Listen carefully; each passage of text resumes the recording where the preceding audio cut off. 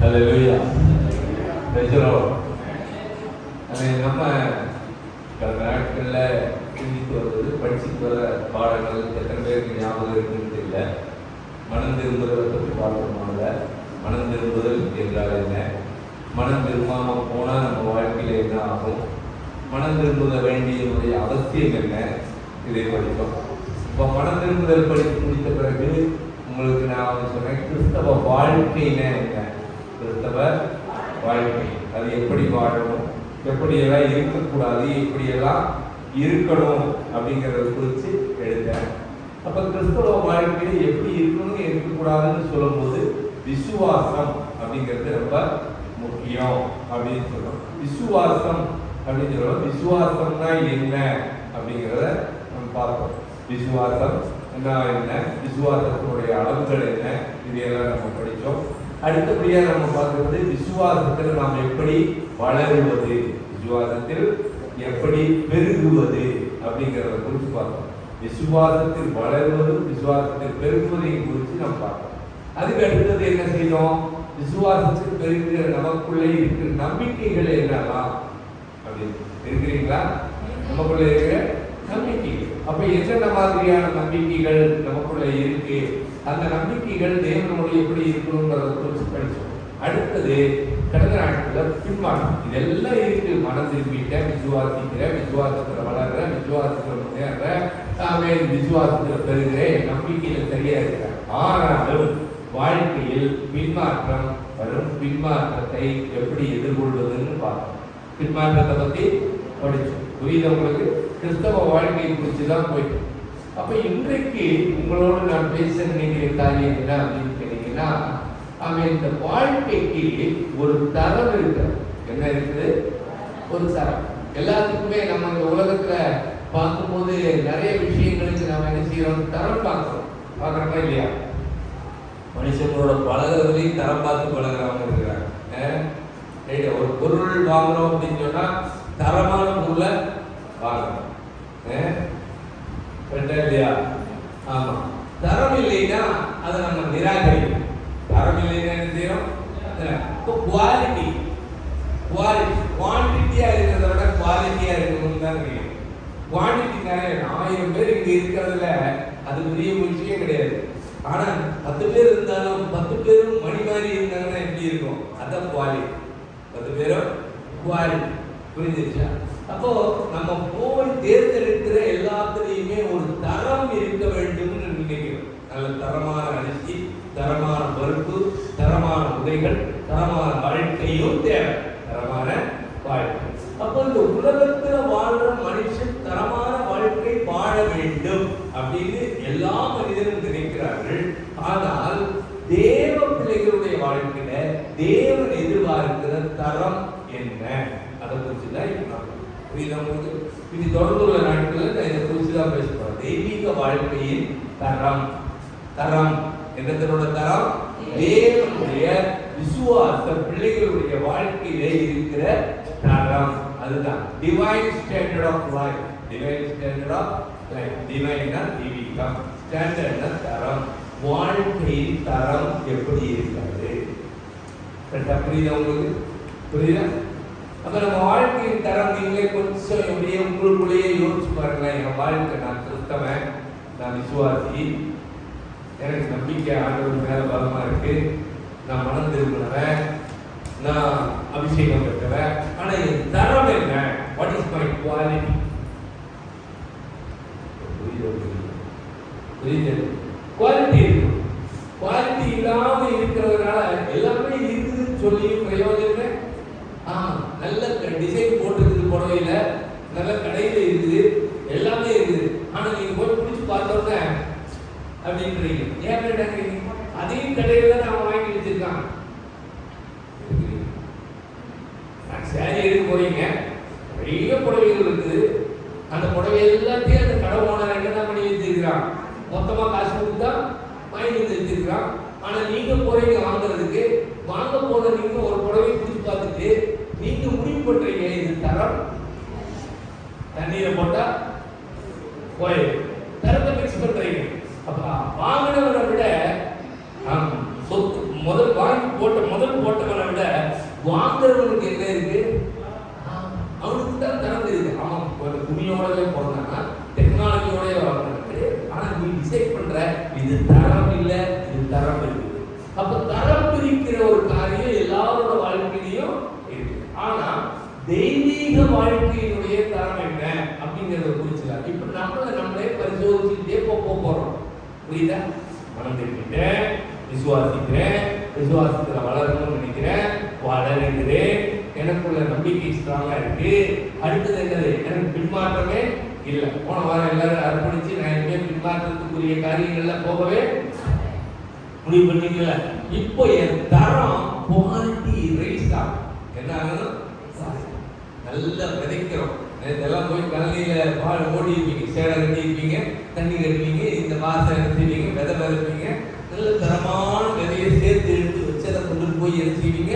நல்ல விதைச்சது நல்ல தரமான மணியா வரணும்னா அதுக்கு என்ன செய்யறீங்க? உரமெல்லாம் போடுறீங்க, சட்ட சமயத்தில் தண்ணி கொடுக்குறீங்க. எல்லாம் கொடுத்தா அது நல்லா விளைஞ்சு மேல வந்து அறுவடை பண்ணலாம். அப்போ இப்ப இந்த காரியங்கள் எல்லாம் சேடை கட்டினதும் தண்ணி பாய்ச்சதும் விதைச்சதுமான காரியங்களை கடந்து இப்போ அதுக்கு மணி வர்ற நல்ல தரத்துக்கான தரம் பிரிக்கிற வேலைக்கு வந்துருக்கோம். அல்லேலூயா, பிரைஸ் தி லார்ட். அப்போ தெய்வீக வாழ்க்கையினுடைய தரம் எப்படி இருக்க வேண்டும் அப்படிங்கிறத குறிச்சுதான் நம்ம இந்த நாட்கள்ல கற்றுக்கொள்ள போகிறோம். கர்த்தர் நல்லவர். அதுக்கு ஆதாரமாக ஒரு வசனத்தை எழுதுகிறாமா? மத்தேயு எழுதின சுவிசேஷம் 5ஆம் அதிகாரம் 48ஆம் வசனம். மத்தேயு எழுதின சுவிசேஷம் 5ஆம் அதிகாரம் 48ஆம் வசனம். வாசிங்க.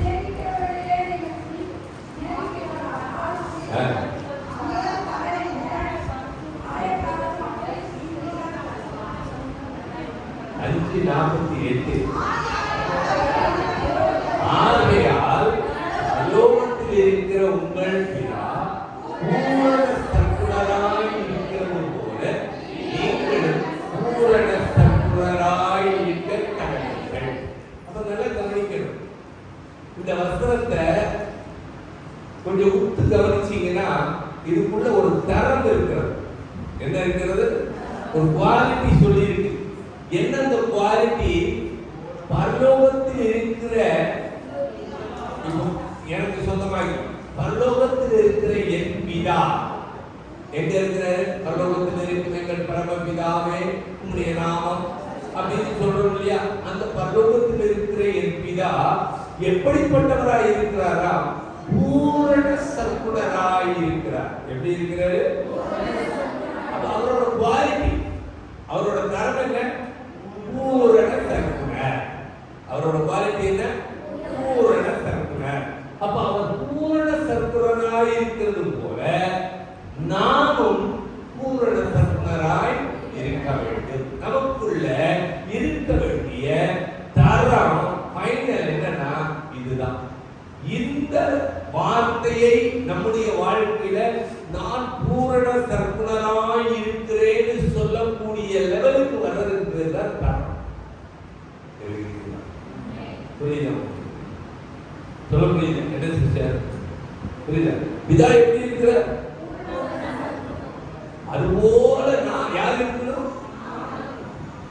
அப்போ தெய்வீக வாழ்க்கையினுடைய தரத்துக்கு பதில் என்னன்னா அவர் எப்படி இருக்கிறாரோ அப்படியே நானும். அப்பதான் என் தரம் உயர்ந்திருக்குன்னு அர்த்தம்.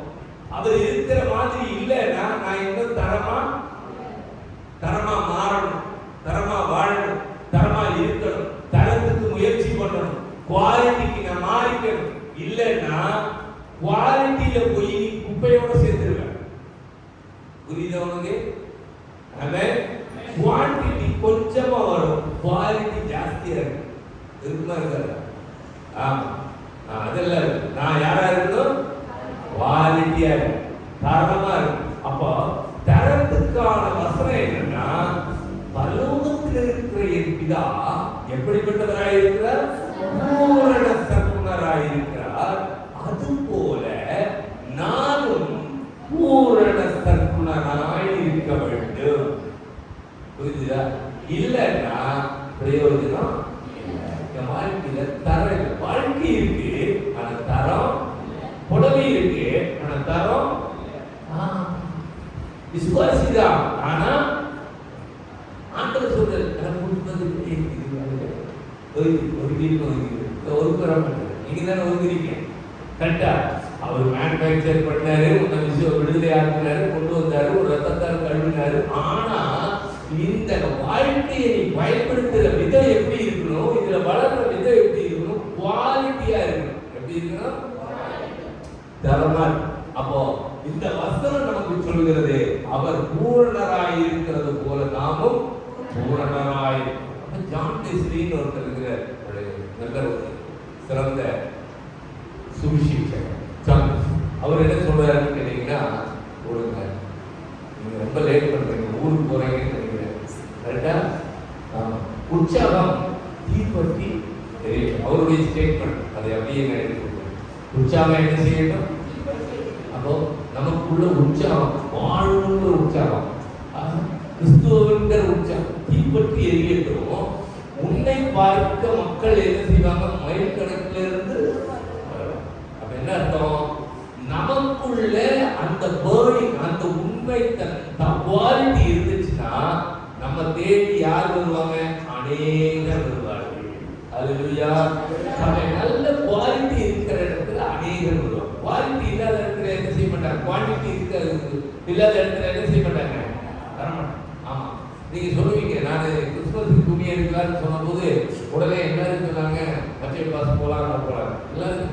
எல்லாத்தையும் விட ஆனந்தாஸ் நல்லா சூப்பரா இருக்கு. துணியில என்ன இருக்குது? தானா இருக்குது. அப்பா போலாம். எத்தனை கடைகள் இருந்தாலும் அதுல நல்லா இருக்கிற இடத்துல என்ன செய்வாங்க? ஜனங்க தேடி. அப்போ நமக்குள்ள உண்மையான குவாலிட்டி இருந்ததுன்னா ஜனம் என்ன செய்யும்? நம்மளை தேடி வரும். நமக்குள்ள காரியங்கள் நம்மளை தேடி வரும். அது எரியட்டும். எது எரியட்டும்? நமக்குள்ள இருக்கிற எழுப்புதல், நமக்குள்ள இருக்கிற உற்சாகம், நமக்குள்ள இருக்கிற எந்தூசியாசம், அது எரியட்டும். அப்படின்னா என்ன அர்த்தம்? பர்னிங் எரியட்டும் என்ன அர்த்தம்? ஆமென். அது நல்ல உற்சாகமா இருக்கு. அப்ப என்ன செய்யும்? நமக்கு ஆசீர்வாதங்கள் நம்மை தேடி வரும். இரண்டாவது, உங்களால் முடிந்த அனைத்தையும் சம்பாதியுங்கள், உங்களால் முடிந்த அனைத்தையும் சேமியுங்கள், உங்களால் முடிந்த அனைத்தையும் கொடுங்கள். இந்த மூணும் அந்த குவாலிட்டியான வாழ்க்கைக்கான அடிப்படை தகவல். என்னெல்லாம்? சம்பாதிக்கணும், சேமிக்கணும், கொடுக்கணும். சிலர் சம்பாதிப்பாங்க, சேமிப்பாங்க, கொடுக்க மாட்டாங்க. சம்பாதிக்கணும், சேமிக்கணும். சம்பாதிச்சீங்கன்னா வாழ்க்கையில சேமிப்பு. சம்பாதிச்சீங்கன்னா என்ன இருக்கணும்? ஹலோ, சேமிப்பு. எத்தனை பேர் வாழ்க்கையில சேமிப்பு இருக்கு? எத்தனை பேர் சேமிச்சிருக்கு?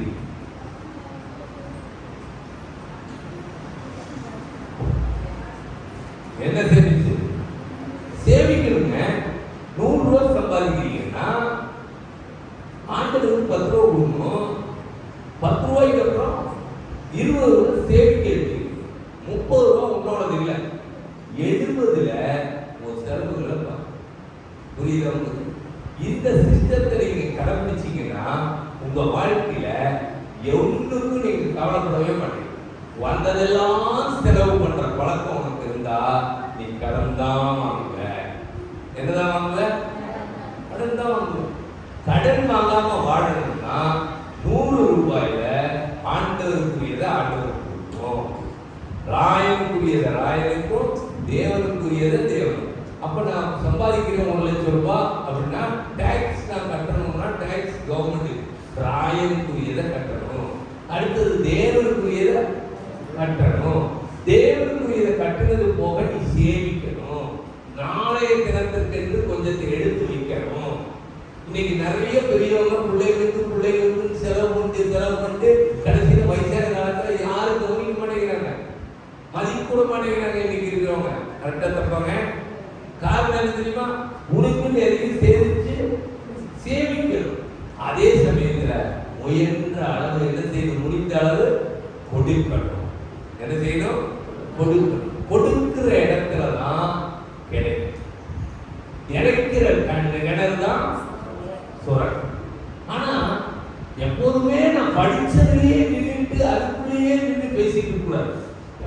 இல்லை, நான் இது எப்படி பார்த்துட்டேன் அப்படி பார்த்துட்டேன் இல்லை. ஆனா 1 மணி நேர அன்பு 1 பவுண்டு அறிவை விட மேலானது. என்னது புரியலையா? ஒருத்தருக்கு நீ அன்பு செலுத்துறது நீ 1 பவுண்டு சம்பாதிக்கிறத விட மேல, அது யூரோ இல்லைன்னா 1 ரூபாயை விட மேலான. ஒரு அன்பு செலுத்துறது பணத்தை விட பெருசு. அன்பு செலுத்துறது பணத்தை விட பெருசு. அல்லேலூயா. ஆகவே அன்பை கொடுக்கலாம், பணத்தை கொடுக்கலாம், உழைப்பை கொடுக்கலாம், உன் நேரத்தை கொடுக்கலாம். கொடுக்கறதுக்கு என்ன இருக்கு? என்கிட்ட ஒண்ணுமே இல்லையே. அன்பை கொடு, உன் நேரத்தை கொடு. புரியலையா? பணம் இருந்த பணத்தை கொடு. கர்த்தர் நல்லவர். Praise the lord. ஹல்லேலூயா. அப்போ நாம் முன்னேற, அதாவது குவாலிட்டிக்குள்ள வரணும் அப்படின்னா நமக்குள்ள இந்த 3 காரியத்திலையும் கவனமா இருக்கணும். சம்பாதிக்கணும், சேமிக்கணும், கொடுக்கணும். சம்பாதிக்கணும், சேமிக்கணும், கொடுக்கணும். இந்த 3 காரியம் இல்லாதவன் ஒருபோது என்ன செஞ்சாரு? சரியாகவே ரெண்டு வார்த்தை போலமா. அப்போ தெய்வீக வாழ்க்கை தரம் என்ன? இது உலக வாழ்க்கைக்காக நான் சொன்ன முதல்ல. இப்ப என்ன சொல்றேன்? தெய்வீக வாழ்க்கை, அதாவது தேவ பக்தி நிறைந்த வாழ்க்கையின் தரம் என்ன என்றால் அந்த கற்றுக்கிட்டதான பதில் சொல்ல முடியும். சரி, ஒன்று, மற்றவர்களை விட நீங்கள் அதிகமாய் செய்யுங்கள். Do more than others. அடுத்தவன் செய்யறத விட நீ அதிகமா செய்ய படிங்க. ஹலோ,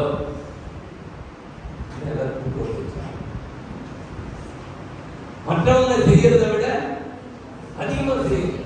என்னெல்லாம் செய்யணும் அப்படிங்கிறத சொல்றேன். ஏன்னா அது இது கிறிஸ்தவ வாழ்க்கையில் இது முதல் காரியம். பல ஆண்டுகளுக்கு முன்னால வெளி தேசத்திலிருந்து இந்திய தேசத்தை பார்க்காதவங்க இந்திய தேசத்தை நேசிச்சு கடல் கடந்து வந்து இந்த இருளா இருந்த தேசத்துல, கல்ச்சர் இல்லாத தேசத்துல இங்க வந்து என்ன செய்தாங்க? ஊழியம் செய்தாங்க, தன்னையே கொடுத்தாங்க, தங்களுடைய இதையெல்லாம் கொடுத்தாங்க. ஐடியாஸ் கடலை பத்தி பேசணும் அப்படின்னா தனக்குரியதையெல்லாம் விற்று கொண்டு வந்து இங்க போட்டாங்க. அப்படி எத்தனை மிஷனரிமார்கள் மற்றவர்கள் செய்ததை விட அதிகமாய் செய்தார்கள். ஆமென். மற்றவர்கள் செய்வதை விட அது கிறிஸ்தவ வாழ்க்கையில நீ பூரண சற்குணர் ஆவதற்கு அல்லது நீ குவாலிட்டி ஆவதற்கு உள்ள முதல் காரியம்னா அடுத்தவர்களை விட நீ நல்லா செய்யும். அவன் செஞ்சதையே நீ செய்யறதில்ல, மற்றவர்களை விட அதிகமாய் செய்ய வேண்டும். என்னெல்லாம் செய்யணும் அப்படிங்கிறத வசனத்திலிருந்து பார்க்கலாம். ஒரு 7 காரியம் எடுத்து வச்சேன். எவ்வளவு முடியும் தெரியாது, இது ஒண்ணுதான் முடியும் போல தெரியுது. மத்தேயு 5ஆம் அதிகாரம் 15, 16.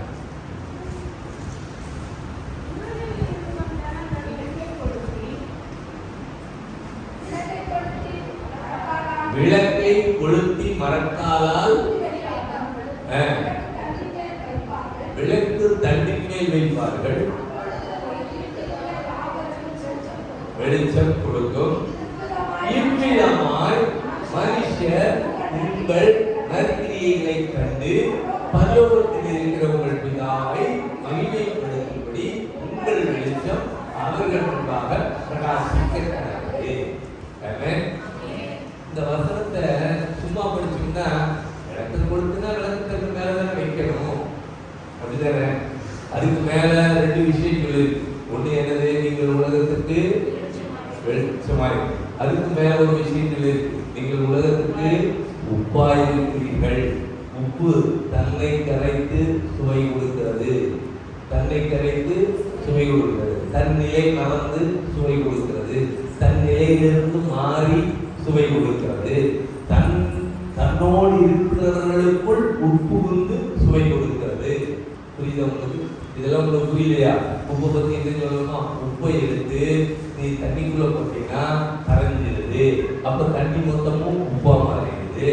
இந்த தண்ணிக்குள்ள இருக்கிற பொருள் உள்ள போயிடுது. கத்திரிக்காயோட கடைசி வரைக்கும் போயிடுது. உருளைக்கிழங்கோட கடைசி வரைக்கும் போயிடுது. உள்ளுக்குள்ள புகுந்துருது. புரியுது உங்களுக்கு? அப்ப அடுத்தவங்களுக்கு பிரயோஜனமா இருக்குது. இதுதான் என்னது? உப்பு. வெளிச்சம் எந்த இடத்துக்கு தான் நான் போவேன்னு சொல்ல, எந்த இடத்துல இருக்குதோ அந்த இடத்துல இருக்கிற நிலைமையை அது என்ன செய்யுது? மாத்திடுது. ரெண்டாவது கேரக்டர். மூணாவது, நீங்க விளக்கு தண்டு உங்கள்கிட்ட இருக்குது. என்ன இருக்குது? விளக்கு தண்டு. ஆனா அந்த விளக்கு தண்டை இப்ப நீங்க பயன்படுத்துறது பிறருக்கு பயனுள்ளதாய் பயன்படுத்துறாங்க. பிறருக்கு விளக்கு தண்டை கொளுத்தி எங்க வைக்க மாட்டீங்க? கட்டிலுக்கு அடியில மறைச்சு வைக்க, நல்ல உயரமா இருக்கிற இடத்துல வைக்கும் போது எல்லாருக்கும் பிரகாசமா இருக்கும். ஹல்லேலூயா. அப்போ நமக்கு தேவன் தந்திருக்கிற சில நன்மையான காரியங்களை, நல்ல கிரியைகளை, நல்ல ஞானத்தை, நல்ல அறிவை நாம் என்ன செய்ய வேண்டும்? பிறருக்கு தெரியப்படுத்த வேண்டும், பிறருக்கும் பயனுள்ளதாய் மாற்ற வேண்டும். விளக்கு தண்ணின் கீழே வச்சோம்னா உங்களுக்கு எல்லாம் வெளிச்சம் கிடைக்காது. அதே நம்ம இங்க வச்சோம்னா நீங்களும் வெளிச்சத்தில் இருப்பீங்க, உங்க பார்வையும் நல்லா இருக்கும். ஹல்லேலூயா. அப்போ முதல் காரியம் என்னன்னு கேட்டீங்கன்னா, உங்களுக்கு தேவன் தந்திருக்கிற இந்த வெளிச்சத்தில் நீங்கள் நற்கிரியைகளை செய்ய வேண்டும். என்ன செய்ய வேண்டும்? நற்கிரியைகளை செய்ய வேண்டும். நற்கிரியைகளை கண்டு பரலோகத்தில் இருக்கிற உங்கள் பிதாவை மகிமைப்படுத்துவார்கள். பரலோகத்தில் இருக்கிற உங்கள் பிதாவை. அப்ப நம்முடைய கிரியைகள் பரலோகத்தில் இருக்கிற பிதாவை மகிமைப்படுத்தும்படியாய் இருந்தால் நீங்கள் குவாலிட்டி ஆகிறீர்களா? என் செயல் இவனெல்லாம் ஒரு கிறிஸ்தவனா அப்படின்னா பிதாவை மகிமைப்படுத்துற மட்டுப்படுத்துறீங்க. பிதாவை நம்ம இந்த ரெண்டு பேருக்கு என்ன வேணும்? ஏதாவது பதில் சொல்லணும்னா சொல்லுங்க, சொல்றேன் கேளுங்க. பரலோகத்தில் இருக்கிற உங்கள் பிதாவை மகிமைப்படுத்துகிற செயல் எதற்கு? குவாலிட்டியாக, தரத்துக்கு அடையாளமாக இருக்கிறது. ஹல்லேலூயா. இரண்டாவதை போட்டு நான் முடிச்சாங்க. பிலிப்பியர் 1:4.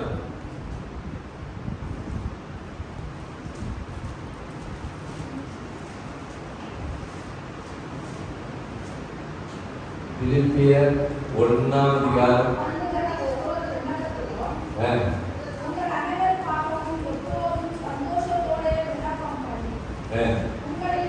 உங்களில் நற்கிரியை தொடங்கினவர் அதை இயேசு கிறிஸ்துவின் நாள் பரியந்தம் முடிய நடத்துவார் என்று நம்பி.